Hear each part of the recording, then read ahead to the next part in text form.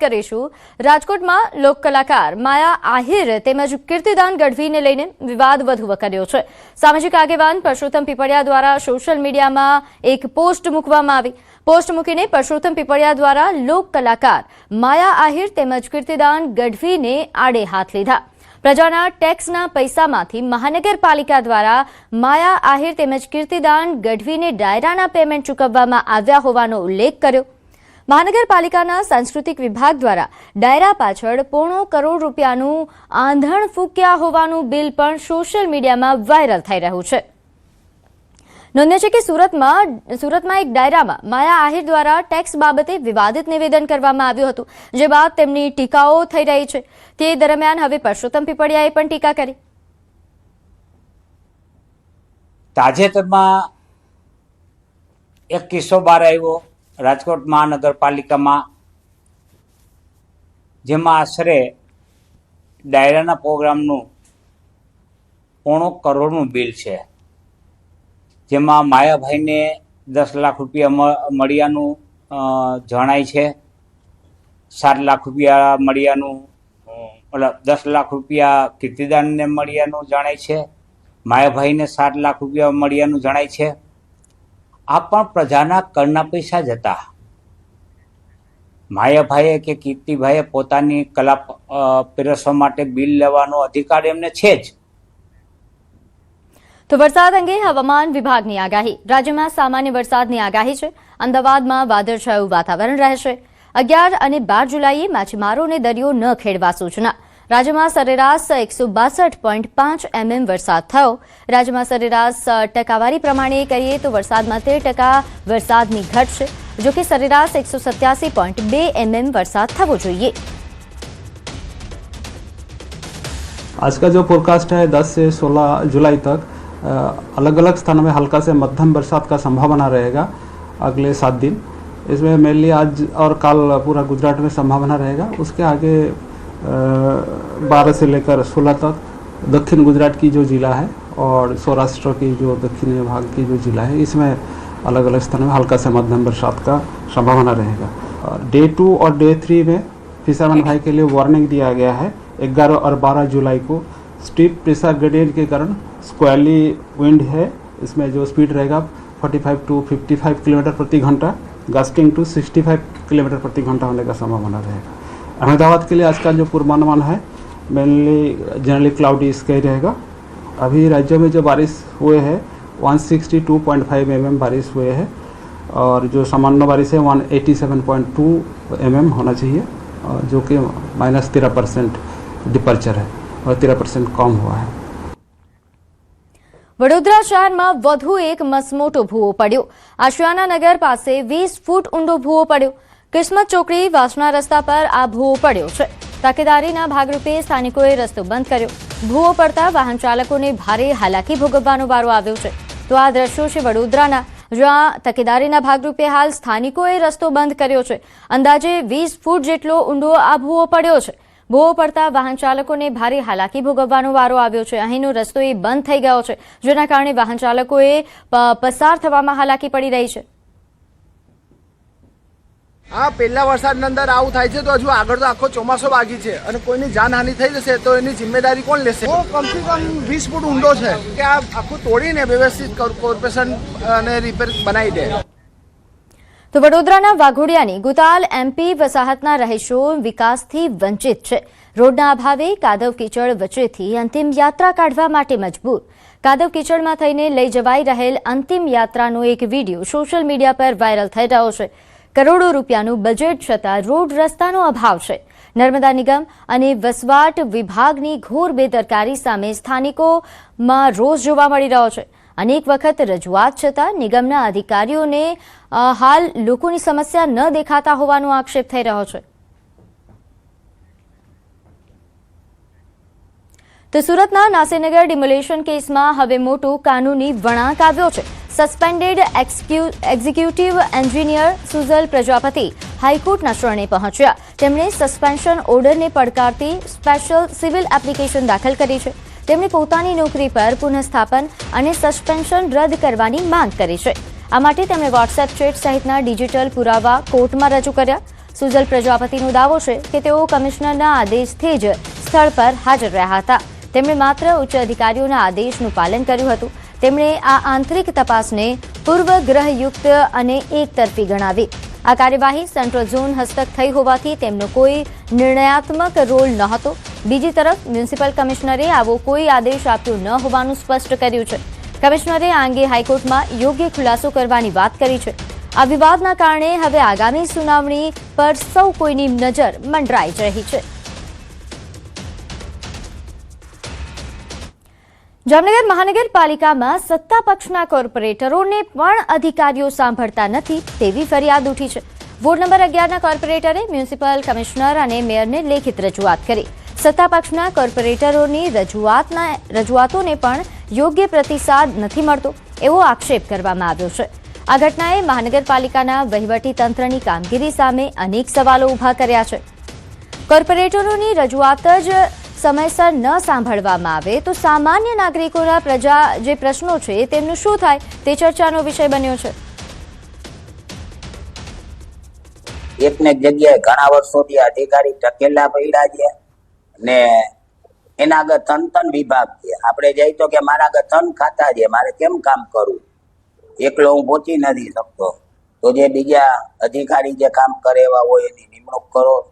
અરસપરસ બદલી થાય એનાથી જામનગરની જનતાના કામ થશે. ગાર્ડન શાખામાં 20 ફોન કર્યા હશે, ગાર્ડન શાખાવાળા સાહેબો ફોન ઉપાડતા નથી. વોટર વર્ક શાખા, લાઇટ શાખા ફોન ઉપાડે નહીં આપણા. સુરતના પાલ વિસ્તારમાં સેક્સ રેકેટનો પર્દાફાશ થયો. પોલીસે ગોલ્ડન સિટી હોટેલમાં દરોડા પાડ્યા. સોદો નક્કી કરતા દલાલ રંગે હાથ ઝડપાયો. ₹7,000માં સોદો નક્કી કરતો હતો દલાલ.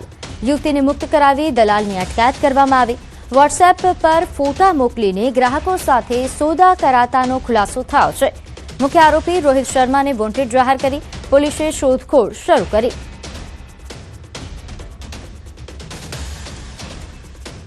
તો રાજકોટના લોધિકાના વડબાજડી ગામમાં ગેરકાયદે ખનીજ સંગ્રહનો પર્દાફાશ થયો. ખાણ ખનીજ વિભાગ અને રાજકોટ રૂરલ એસઓજીની સંયુક્ત કાર્યવાહીથી ગેરકાયદે ખનીજ સંગ્રહનો ભાંડો ફૂટ્યો. ઓમ કોન્ક્રીટ એકમમાંથી રોયલ્ટી વગરનો બ્લેક ટ્રેપ, રેતી અને કપચીનો જથ્થો મળી આવ્યો.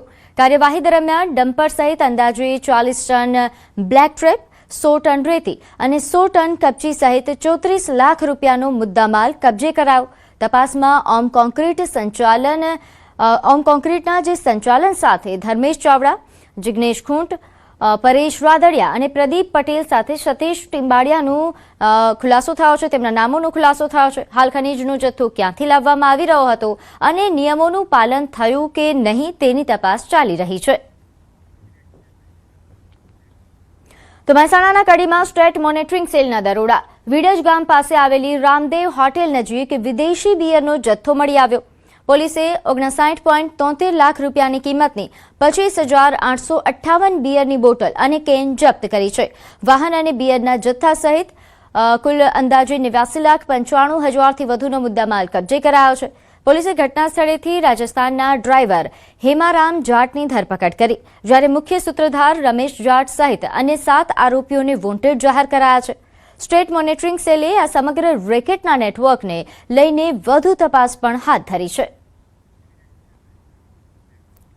તો આ તરફ પાટણના રાધનપુરમાં પણ એસઓજીએ દરોડા પાડ્યા. દરોડા દરમિયાન 9 કિલો સૂકો ગાંજો ઝડપાયો. ઠાકોરવાસ વિસ્તારમાં એસઓજીની કાર્યવાહી, 2 શખ્સોની અટકાયત કરી કાર્યવાહી હાથ ધરાઈ. 9 કિલો સૂકો ગાંજો અને 4.5 લાખથી વધુનો મુદ્દામાલ જપ્ત કરવામાં આવ્યો. નશાના કારોબાર સાથે સંકળાયેલ નેટવર્ક અંગે એસઓજીએ વધુ તપાસ શરૂ કરી. તો ગીર સોમનાથના ઉનામાં એન્ટી નાર્કોટિક્સ ટાસ્ક ફોર્સનો દરોડો. ચાંચકવાડ રોડ પર આવેલ જોડિયા હનુમાનજી મંદિરના કમ્પાઉન્ડમાં કાર્યવાહી. મંદિર કમ્પાઉન્ડમાંથી ગાંજા સાથે મહિલાની ધરપકડ. મોબાઈલ ફોન સહિત ₹4,47,000નો મુદ્દામાલ જપ્ત કરાયો. 8 કિલો 833 ગ્રામ ગાંજાના છોડ જપ્ત કરાયા.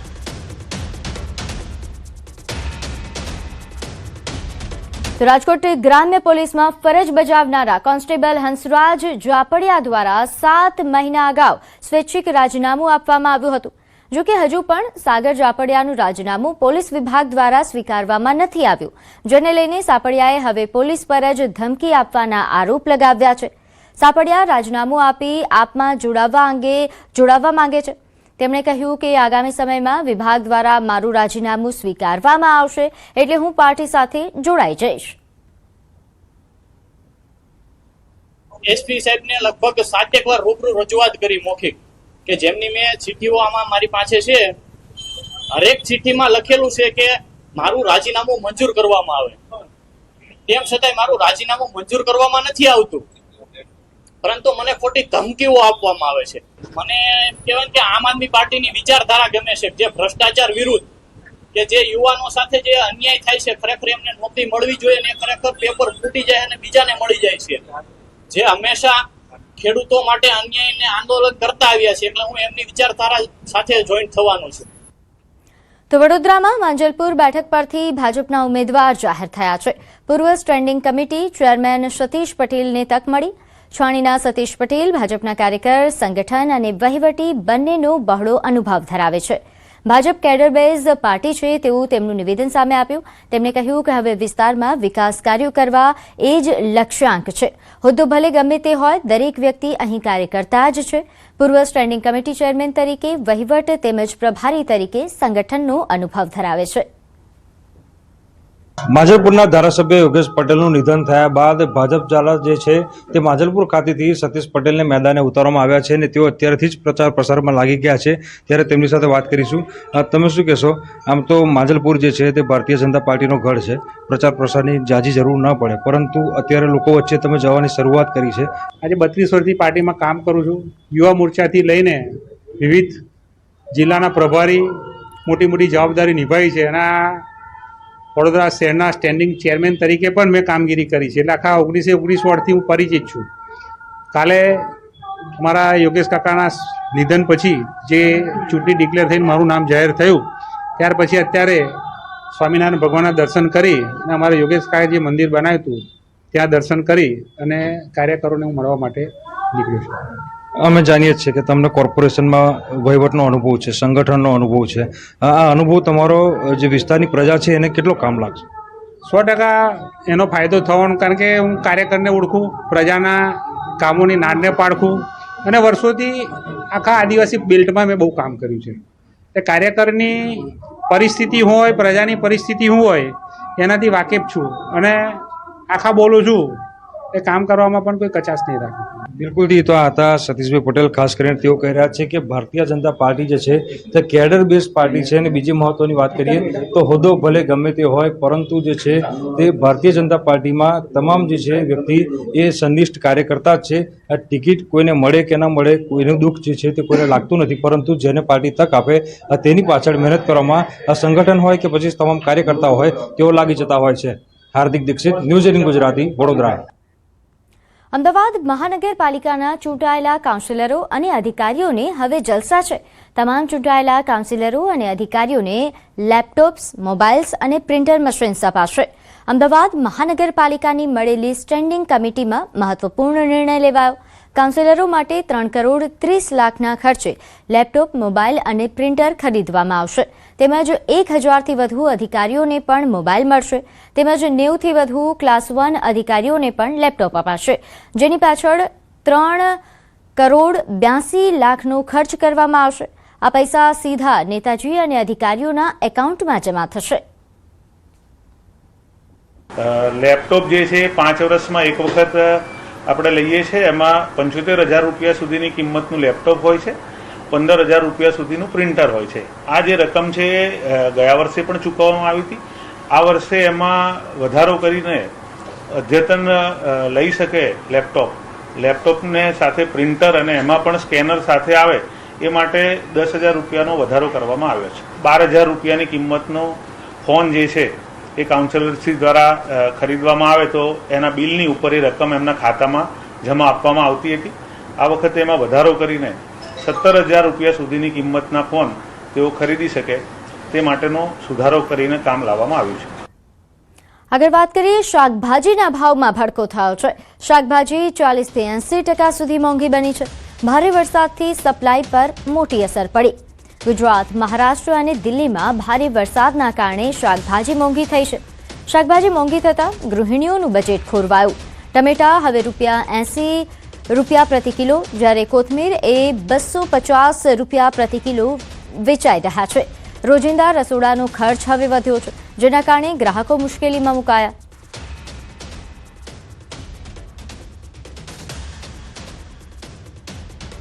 અત્યાર શું ઇન્કમ બધાની ઓછી, શાક બધું મોંઘું થાય છે, પણ ચાલે જ નહીં, જીવન જરૂરિયાતની વસ્તુ હોય એટલે મોંઘું છે શાક. હા, થોડું ઓછું લેવું પડે તમારે, ક્યાં પછી 4 શાક લેતા હોય તો 2 લેવા પડે, એવી રીતે આપણે એડજસ્ટ કરવું પડે. ચોમાસાના સમયમાં શાકભાજીના બગાડને કારણે શાકભાજીના ભાવમાં ઉત્તરોત્તર વધારો જોવા મળી રહ્યો છે. કોઈ પણ શાકભાજી તમે જુઓ તો જે ₹80 કિલો શાકભાજી છે વેચાતું હતું તે અત્યારે 120થી લઈને ₹160 સુધી વેચાઈ રહ્યું છે. અત્યારે હું પાલડી વિસ્તારમાં છું. વેપારી સાથે વાતચીત કરવાનો એક પ્રયત્ન કરીશું. જે પ્રકારે શાકભાજીના ભાવ વધ્યા છે, કારણો અન્ય કયા જવાબદાર છે કે જેને કારણે આ ભાવ વધ્યા હશે અને કયા કયા શાકભાજીના ભાવ વધ્યા છે? શાકભાજી ચોમાસા પાકનું તો હજી ચાલુ થયું નથી. ઉનાળુ પાકના શાક બધા પૂરા થઈ ગયા છે. ચોમાસું પાકના નવા શાક આવશે એટલે અત્યારે ભાવ ઉતરશે. અત્યારે ટીંડોળામાં ભાવ વધી ગયા, દૂધીમાં વધી ગયા, કંકોડામાં વધી ગયા, વટાણામાં વધી ગયા, ફ્લાવરમાં વધી ગયા, દેશી કાકડીમાં ભાવ વધી ગયા છે. જ્યાં સૌરાષ્ટ્રના શાક આવે છે ત્યાં વરસાદના હિસાબે બધા ખરાબ થઈ ગયા છે શાક, એટલે ત્યાંથી કોઈ શાક અત્યારે આવતા છે નહીં. એના હિસાબે શાકની અછત છે, તો એના હિસાબે ભાવ વધી ગયા છે. આ શું ફણસી, કેપ્સિકમ, ફ્લાવર એ બધું, ખીરા કાકડી એ બધું બહારગામનું જ આવે છે, નાસિક બાજુ, બોમ્બે બાજુથી જ આવે છે. તો ત્યાં વરસાદના કારણે અત્યારે અછત છે અને વરસાદમાં આ બધું વસ્તુ પલળી જાય તો ખરાબ થઈ જાય, તો આવવાની અછત છે, એના હિસાબે એમાં થોડા ભાવ વધારે છે. તો મહારાષ્ટ્ર તરફથી ખાસ કરીને ડુંગળી આવતી હોય છે, નાસિકથી ડુંગળી આવતી હોય છે, એટલે જે પ્રકારે મહારાષ્ટ્રમાં સૌથી વધારે વરસાદ વરસ્યો તો તેની અસર પણ હાલ જોવા મળી રહી છે. માત્ર ડુંગળીમાં નહીં પરંતુ દરેક શાકભાજીની અંદર અસર જોવા મળી રહી છે. સૌરાષ્ટ્ર તરફની વાત કરીએ તો સૌરાષ્ટ્ર તરફથી જે શાકભાજી અમદાવાદ આવતા હોય છે તો તેની પણ અછત સર્જાઈ છે અને તેને કારણે ભાવ વધારો હોવાનું વેપારીનું માનવું છે. જોકે ચોમાસું પાક જ્યારે બરોબર શરૂ થશે ત્યારે આ ભાવ વધારો છે તે ઘટી જશે તેવું પણ વેપારીનું કહેવું છે. અને પરંતુ હાલ પૂરતું તો જે ગ્રાહકો છે તેમણે ભોગવવાનો વારો આવશે, કારણ કે બજેટ ઉપર મોટી અસર છે શાકભાજીના ભાવને કારણે પડી શકે તેવી પરિસ્થિતિ હાલ સર્જાઈ છે. કેમેરા પર્સન ખેંગા રાઠોડ સાથે દીપિકા કુમાર, ન્યૂઝ 18 ગુજરાતી, અમદાવાદ. દક્ષિણ ગુજરાત અને મહારાષ્ટ્રમાં વરસાદથી પાકને ભારે નુકસાન પહોંચ્યું છે, જેની સીધી અસર શાકભાજીના ભાવ પર પડી. ખેતરોમાં પાણી ભરાતા કોબીજ, ફ્લાવર, ટામેટા, રીંગણ, તુવેરસિંગ આ ઉપરાંત ગુવાર અને આદુના પાકને ફટકો પડ્યો. તો આ તરફ છેલ્લા 2 થી 3 દિવસથી વાહન વ્યવહાર ખોરવાતા બજારોમાં શાકભાજીની આવક ઘટી છે અને તેથી જ જથ્થાબંધ બજારમાં અનેક શાકભાજીના ભાવમાં તોતિંગ વધારો થયો છે. શાકભાજીના ભાવ વધતા ગૃહિણીઓ, મધ્યમ વર્ગ અને ગરીબ પરિવારના રસોડાનું બજેટ ખોરવાયું. છેલ્લા 2 દિવસથી શાકભાજીના ભાવોમાં વધારો થયો છે. ખાસ કરીને એવી શાકભાજી કે જે ખેતરોમાં પાણી ભરાઈ ગયા છે અને પાણીમાં શાકભાજી ટકતી નથી. કોબીજ છે, ફ્લાવર છે, ટમેટા છે, રીંગણ છે, તુવેરસિંગ છે, ગુવાર છે, આદુ છે. આવી શાકભાજીના ભાવોમાં અમારા ત્યાં વધારો થયો છે. ખેડૂતોનો પણ બહુ મોટો નુકસાન થયો છે અને ખેડૂતોને જો નવી વાવણી કરવાનો સમય જો નહીં મળે તો આપણને તકલીફ ઊભી થશે. તો આગળ વાત કરીએ સુરતની, જ્યાં બસ ટ્રક પાછળ અથડાતા અકસ્માત સર્જાયો. હજીરા ઓએનજીસી નજીક અકસ્માત. રસ્તા પર ઉભેલા ટ્રક સાથે બસ અથડાતા 29 લોકો ઇજાગ્રસ્ત થયા. તમામ ઇજાગ્રસ્તોને સારવાર માટે હોસ્પિટલ ખસેડાયા. અકસ્માતમાં તમામને નાની મોટી ઇજાઓ પહોંચી છે. તો સુરતથી આ સમાચાર સામે આવી રહ્યા છે, જ્યાં અકસ્માતમાં અંદાજે 29 જેટલા લોકો ઇજાગ્રસ્ત થયા. ગાંધીનગરમાં ગુજરાતના નેશનલ હાઈવે અને એક્સપ્રેસ વે પ્રોજેક્ટ્સને લઈને ઉચ્ચ સ્તરીય બેઠક યોજાઈ. કેન્દ્રીય માર્ગ પરિવહન મંત્રી નીતિન ગડકરી અને મુખ્યમંત્રી ભૂપેન્દ્ર પટેલે રાજ્યના માર્ગ પ્રોજેક્ટ્સની સમીક્ષા કરી હતી. અગાઉ નવેમ્બર 2025માં યોજાયેલી બેઠક બાદ થયેલી પ્રગતિ અંગે કેન્દ્રીય મંત્રીએ સંતોષ વ્યક્ત કર્યો હતો. આ બેઠકમાં અમદાવાદ ધોલેરા એક્સપ્રેસ વેને ભાવનગર સુધી લંબાવવાનો મહત્વપૂર્ણ નિર્ણય લેવાયો છે. આ પ્રોજેક્ટનું કામ આગામી 3 મહિનામાં શરૂ કરવાની તૈયારી છે. મંત્રી નીતિન ગડકરીએ ગુજરાતના જમીન સંપાદન મોડેલની પ્રશંસા કરી હતી. રોડ પ્રોજેક્ટ્સ માટે ડીપીઆર તૈયાર થતી વખતે બિનખેતી મંજૂરી પ્રક્રિયા 60 દિવસ સ્થગિત રાખવાના ગુજરાત સરકારના નિર્ણયને તેમણે દેશ માટે ઉદાહરણરૂપ ગણાવ્યો. આ નિર્ણયથી માર્ગ નિર્માણની કામગીરીને વધુ ઝડપ મળશે. તો વડોદરા મહાનગરપાલિકાના વિકાસના દાવાઓ સામે ફરી એકવાર મોટો સવાલ ઉભો થયો. કરોડો રૂપિયાના ખર્ચે તૈયાર કરાયેલો સાયકલ અને વોકિંગ ટ્રેક લોકો માટે ખુલ્લો મુકાય તે પહેલા જ ધોવાઈ જતા કામની ગુણવત્તા અને તંત્રની કામગીરી પર પ્રશ્નાર્થ સર્જાયો છે. સ્થાનિકો પૂછી રહ્યા છે કે જાહેર નાણાંના કરોડો રૂપિયા ખર્ચાયા છતાં પણ પ્રોજેક્ટ્સ ઉદ્ઘાટન પહેલા જ બિસ્માર કેમ થઈ જાય છે, તો તેની જવાબદારી કોણ લેશે? અગાઉ પણ વડોદરામાં સાયકલ ટ્રેકના પ્રોજેક્ટ નિષ્ફળ રહ્યા હતા, ત્યારે હવે ફરી સામે આવેલી આ ઘટના વિકાસના મોડેલ પર ગંભીર સવાલો ઉભા કરી રહી છે. અહીંયા સુપરવિઝન થતું નથી. અધિકારીઓ ટેન્ડર ભરે કામ આપીને છોડી દીધા છે. હવે આ સમાન સાયકલ ટ્રેકમાં એનજીઓ દ્વારા પણ નાણાં ફાળવવામાં છે. સાથે જોવા જઈએ તો આટલો મોટો વરસાદ પડ્યો નથી. સુરત જેવો વરસાદ પડે તો મને એવું લાગે છે કે બધા જ પેવર બ્લોક ઉખડી જશે. તો ક્યાંક ને ક્યાંક અધિકારીઓ સુપરવિઝન વ્યવસ્થિત કરવું જોઈએ અને વડોદરા શહેરના કમિશનર મેયર સાહેબને વિનંતી છે કે આ જગ્યાની વિઝિટ મારે અને વ્યવસ્થિત કામ કરે તેવી અમારી માંગ છે. અહીં આશ્ચર્યની વાત એ છે કે લગભગ 10 કરોડ 40 લાખ રૂપિયાના ખર્ચે બનેલા આ પ્રોજેક્ટમાં એક જ મહાનગરપાલિકાના 2 વિભાગો વચ્ચેના સંકલનના અભાવની પોલ ખુલી ગઈ છે. રોડ પ્રોજેક્ટ વિભાગ અને સ્ટ્રીટ લાઇટ વિભાગ હવે એકબીજા પર જવાબદારી ઢોળી રહ્યા છે. આમાં પ્રાથમિક દ્રષ્ટિએ એવું લાગે છે કે જે સ્ટ્રીટ લાઇટ વિભાગ દ્વારા જે કેબલ નાખવામાં આવ્યા છે પાછળ ખોદીને ટર્બિનની પાછળના ભાગમાં, અને એનું પ્રોપર ફિલિંગ નહીં થયું છે, નહીં થવાના લીધે કદાચ પાણી અંદર ઉતરેલું છે અને એના લીધે થોડાક ભાગમાં જે સેટલમેન્ટના ઇસ્યુ આવેલા છે અને એ જે બી કારણ હશે પણ અમે કોન્ટ્રાક્ટર પાસે સ્થળ ઉપર એનું રિપેરિંગ કામ શરૂ કરાવી દીધેલું. અમે ત્યાં સાયકલ ટ્રેકની અંદર પોલ ઊભા કરીને લાઇટિંગ કરવાના છે. તો જે પાછળનો ભાગ છે એની અંદર પ્લાન્ટેશન થવાનું છે, જે માટીવાળો ભાગ છે એની અંદર DWC પાઇપ કેબલ નાખવા માટે દબાયેલી છે. સંકલન કરેલું જ હતું, એમનું માટી પુરાણ થઈ એના પછી અમે આ કામગીરી ચાલુ કરેલી છે. હવે વાત કરીએ સુરતની બહારે આવ્યા વડોદરાના સફાઈ કર્મીઓ. સફાઈ સેવકોની ટીમ સુરત જવા રવાના. સુરતને ફરીથી ધબકતું કરવા માટે વડોદરા કામે લાગ્યું. 200થી વધુ સફાઈ કર્મીઓ સુરત જવા માટે રવાના થયા છે. નોંધ્ય છે કે સુરતમાં પૂર બાદ જે પ્રકારની પરિસ્થિતિ સર્જાઈ છે, ઠેર ઠેર વિસ્તારોમાં પાણી ભરાઈ ગયા બાદ ગંદકી ફેલાઈ છે, જેના કારણે હવે સફાઈ કર્મીઓ સફાઈ કામગીરીમાં જોડાયા છે. સમાચારોમાં હાલ સમય છે એક નાનકડા વિરામનો.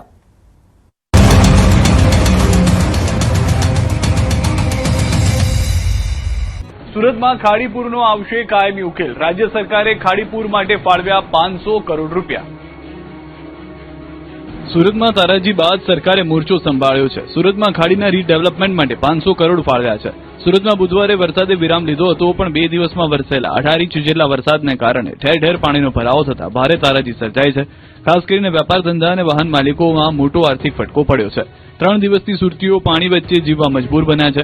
ખાડીપુરના કારણે સર્જાયેલી ગંભીર સ્થિતિની સમીક્ષા કરવા માટે ખુદ મુખ્યમંત્રી ભૂપેન્દ્ર પટેલ તાબડતોબ સુરતની મુલાકાતે દોડી આવ્યા હતા. મુખ્યમંત્રી ભૂપેન્દ્ર પટેલે સુરતના ટ્રિપલ ITCમાં ઉચ્ચ સ્તરીય સંકલન બેઠક યોજી હતી. બેઠકમાં મુખ્યમંત્રીએ સુરત મનપા અને સંબંધિત વિભાગના અધિકારીઓની કામગીરી અંગે નારાજગી વ્યક્ત કરી. મુખ્યમંત્રીએ સ્પષ્ટ શબ્દોમાં જણાવ્યું કે ખાડીની આસપાસ થયેલા ગેરકાયદે બાંધકામના કારણે જો શહેરના લોકોને નુકસાન ભોગવવું પડ્યું તો કોઈ પણ સંજોગોમાં ચલાવી લેવામાં આવશે નહીં.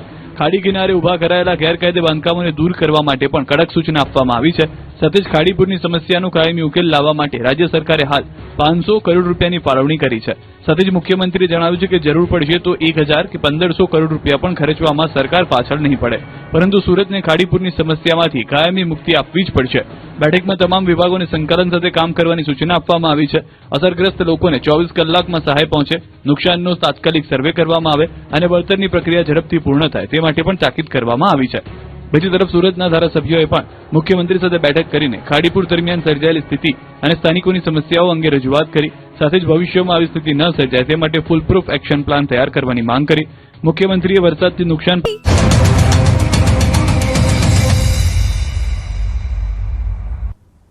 વિરામ બાદ આપનું સ્વાગત છે. આગળ વાત કરીએ. અમદાવાદમાં યોજાનાર 149મી રથયાત્રાની તૈયારીઓ તેજ થઈ, જેને લઈ mayor Hitesh Barot, deputy mayor Anjuben Shah અને standing committee chairman Kamlesh Patel સહિત એએમસી પદાધિકારીઓએ રૂટનું નિરીક્ષણ શરૂ કર્યું. રસ્તા, બેરિકેડિંગ, સફાઈ અને સુરક્ષા વ્યવસ્થાની સમીક્ષા કરી.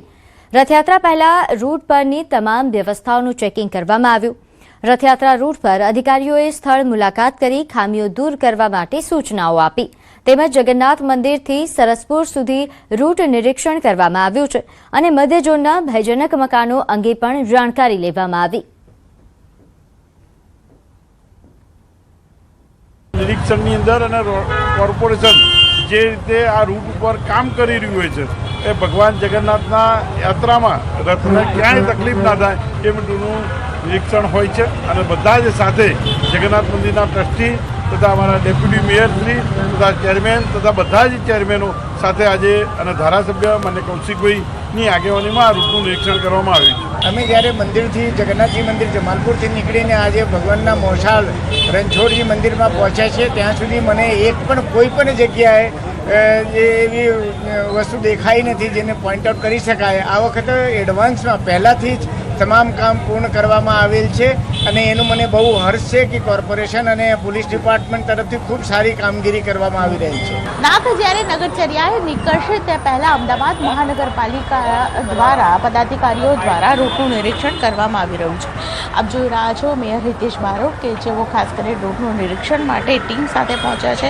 અહીં કહી શકાય કે પદાધિકારીઓ, સ્ટેન્ડિંગ કમિટી ચેરમેન પણ તેઓ ઉપસ્થિત છે, ડેપ્યુટી મેયર છે તેઓ પણ ઉપસ્થિત છે અને અમદાવાદ મહાનગરપાલિકા દ્વારા વિશેષ પ્રકારે ખાસ કરીને રૂટનું નિરીક્ષણ કરવામાં આવ્યું છે. જગન્નાથ મંદિરથી ખાસ કરીને અત્યારે ખાડિયા ટીમ પહોંચ્યું છે અને ખાડિયાથી પણ આગળ સરસપુરમાં વિશેષ પ્રકારે જે સૂચનો છે એ સૂચનોને આવકાર આપવામાં આવશે અને તે પ્રકારે કામગીરી કરવામાં આવશે. નાથની નગરચર્યામાં મોટી સંખ્યાની અંદર લોકો જોડાતા હોય છે, અનેક શ્રદ્ધાળુઓ જોડાતા હોય છે.